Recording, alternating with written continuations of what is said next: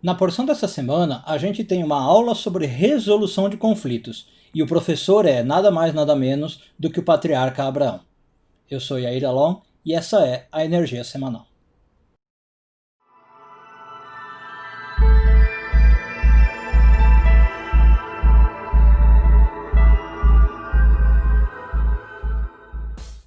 Na porção dessa semana, chamada Lech Lechá, a gente é introduzido a um dos núcleos familiares mais importantes de toda a Torá, a família de Abraão, sua esposa Sarai, e uma pessoa também às vezes meio esquecida, mas super importante, Lot, que é sobrinho de Abraão. Bom, e aí, por que é importante? Porque justamente a gente vai focar na relação entre Abraão e Lot.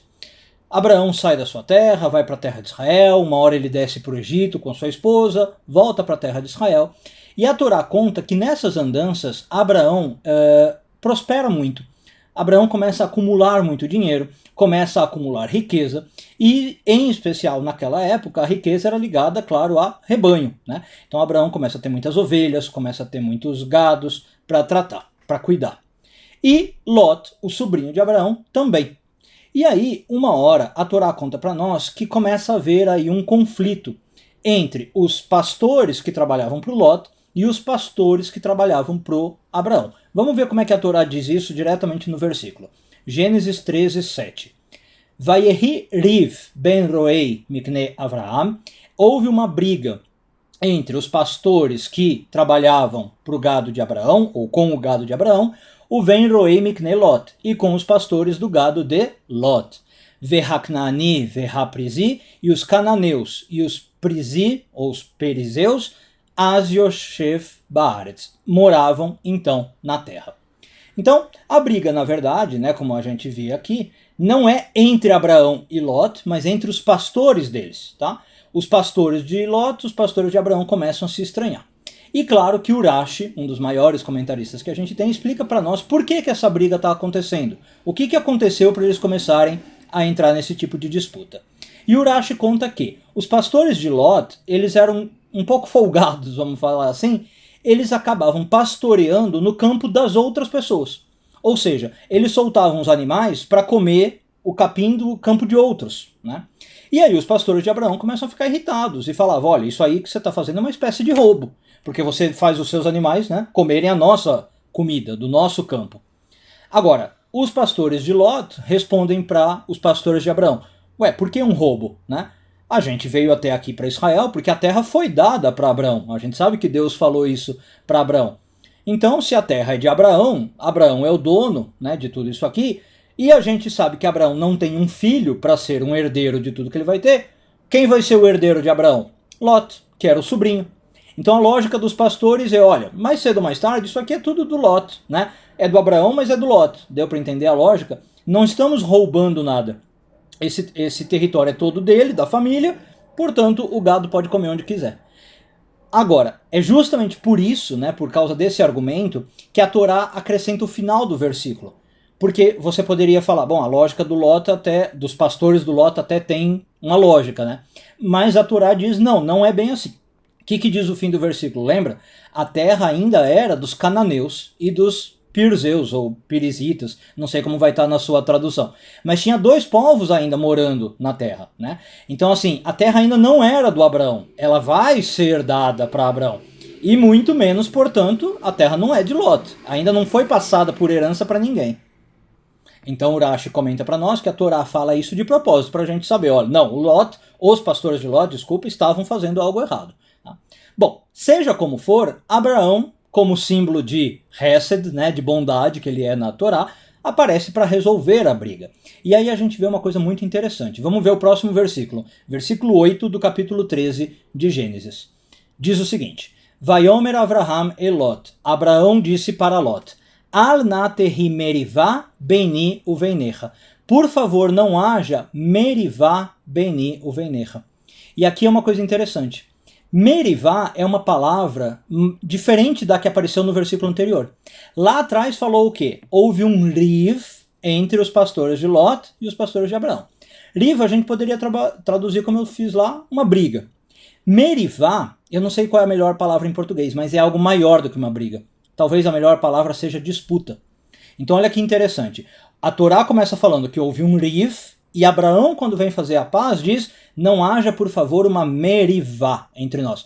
Eu não quero que haja uma disputa entre nós. Então, o Abraão está falando mais ou menos o seguinte, ó, a gente tem uma riv nesse momento, que na verdade nem é nossa, né, não é entre Abraão e Lot, é entre nossos pastores. Eu não quero que essa riv escale para virar uma merivá. E aí, claro que a proposta então de Abraão é, para evitar essa escalada do conflito, essa briga maior, essa briga virar uma disputa, né, esse algo mais sério, vamos fazer o seguinte, Abraão faz uma proposta muito bacana. Se você for para a direita, eu vou para a esquerda e vice-versa. Se você for para a esquerda, eu vou para a direita. Vamos nos afastar, é a melhor coisa, né? E aí não vai ter mais briga. Escolhe o que você quiser, a parte da terra onde você quiser, e eu vou para o lado oposto. Então qual é a mensagem importante que a gente tem aqui? Riv, dizem os cabalistas, vão explicar, é comum na nossa vida. A gente ter brigas, riv, é normal. E essas brigas muitas vezes começam por coisa pequena, a gente sabe, por besteira. Porque alguém falou uma palavra trocada, porque alguém errou em alguma coisa pequena, num valor pequeno. O riv é normal e faz parte. Só que às vezes, infelizmente, e ultimamente a gente tem visto bastante isso, essa riv pode escalar para algo maior. E às vezes, por exemplo, o que é uma... Eu não gosto nem de citar desses casos, porque é uma energia extremamente negativa, mas a gente vê nas notícias, às vezes o que é uma fechada no trânsito acaba numa briga com faca e com uma morte, por exemplo. Né? Ou alguém que foi comer num restaurante, errou no troco, ficou devendo alguma coisa, vai para uma briga com arma de fogo e as pessoas acabam se matando. Então, a Kabbalah ensina que, às vezes a gente tem a riv, normal, como eu falei, pequeno, faz parte dos dia a dia, e às vezes, que nem a gente viu aqui na Torá, às vezes a riv nem envolve a mim, né? A riv, às vezes, é algo que aconteceu com alguém que eu conheço. Então, assim, o meu filho brigou com o filho da fulana, né? Ou meu irmão brigou com o irmão do ciclano, e eu estou envolvido super indiretamente. Tudo isso é riv, normal. Agora, o que a gente não pode deixar é que isso chegue a merivá, entendeu? Que eu estou traduzindo aqui como disputa, mas repito, não sei se é a melhor palavra. Então, as brigas pequenas não devem chegar naquelas coisas que eu falei que não é bom nem a gente falar, porque é uma energia negativa, mas que infelizmente acontece. O cuidado que a gente tem que ter, como Abraão aqui nessa paraxá, é fazer de tudo para que isso não aconteça, para que essa escalada não vá. E veja que Abraão poderia, né, se fosse assim, pensar num sentido lógico, falar, eu não tenho nada com isso, a briga entre os pastores, né, nunca... Abraão toma a dianteira, ele vai proativamente, sem estar muito envolvido, dar uma solução para que a briga seja resolvida. E talvez o mais importante é a gente aprender da solução que Abraão dá. Ele não faz questão de nada. No momento que ele vê que tem ali uma briga, que pode virar uma disputa, ele é logo objetivo e fala, não vamos deixar chegar nisso. Me fala para onde você quer ir, eu vou para o lado oposto. A gente vai começar a trabalhar separadamente para não ter essa escalada. E é muito interessante porque a gente pode aprender essa lição de uma outra coisa no judaísmo, né? Desculpa para quem não conhece muito, mas tudo bem, eu vou citar, você vai aprender. A gente tem uma oração no judaísmo que se chama Amidah, né? No final da Amidah, a gente faz uma das rezas mais famosas, talvez, de todo o judaísmo, ou a mais famosa, Ose Shalom, né? Ose Shalom Bimromav, Ose Shalom Aleinu. O que a gente pede no Ose Shalom? Faça a paz. A gente termina a Amidah falando para Deus, faça a paz. Agora, qual que é o interessante? Quando a gente fala essa frase no final da Amidah, a gente tem que dar 3 passos para trás. E aí a gente fala o Ose Shalom. Então alguns cabalistas ensinam que exatamente essa é a simbologia. Muitas vezes, se você quer ter paz, dê 3 passos para trás. Se afasta.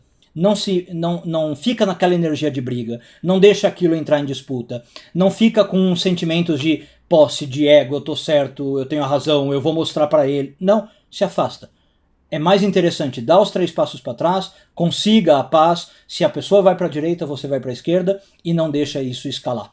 Então, se você realmente quer paz, é muito mais importante essa sua atitude proativa. Faça de tudo para evitar o conflito, faça de tudo para ter real paz. Um bom dia a todos, Shavua Tov e tudo de bom.